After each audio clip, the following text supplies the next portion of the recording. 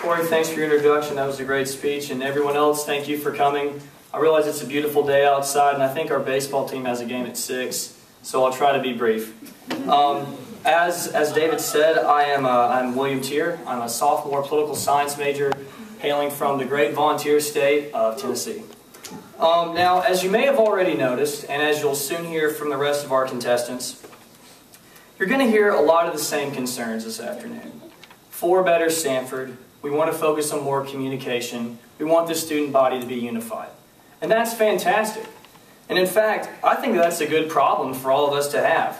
It shows that we're already united, and that even though we're running against each other, we're still on the same page. We still care about the same things, and we still care about you. But if we all care about each other, and in particular, we care about the people who we're representing, then how do I stand out? How do I stand out, and how do I make myself different as your representative, your possible and hopeful candidate for Vice President for Senate? Well, for one thing, I'm basing my campaign goals on actual realistic goals that I personally know can affect everyone on this campus. One proposition that I've rolled around with my subcommittee, the Student Life Committee, as an active Senate member currently, is the proposition of a dead day. Now, I've done a little bit of research on this, and apparently the student body, including the Senate, has tried to do this in the past, but to no avail. I've looked at recent forums, and I've talked with people who've tried to do this before, and I can guarantee you that if elected as senator, I'll make that my #1 goal, to have at least one day of complete no class and rest so we can all focus on our exams and not be completely filled with projects and tests to study for and then have 2 days to study for exams. This will literally affect every single person on this campus. That's over 3,500 undergrads that I could help out. Also, leadership and my commitment to this school. Again, as you may have heard, you've seen a lot of us here are involved in all aspects of campus. But I feel like one thing about myself that sets me from everyone else is the way that I've reached across the school.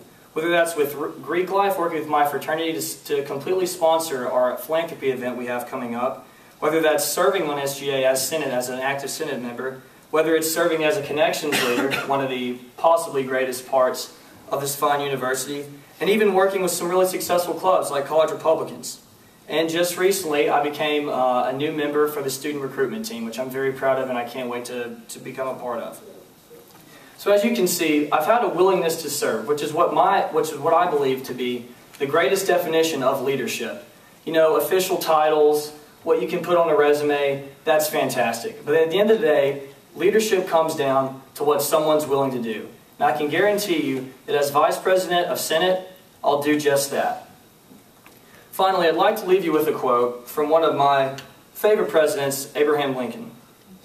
He said that nearly every man can stand adversity, but if you really want to test a man's character, you give him power.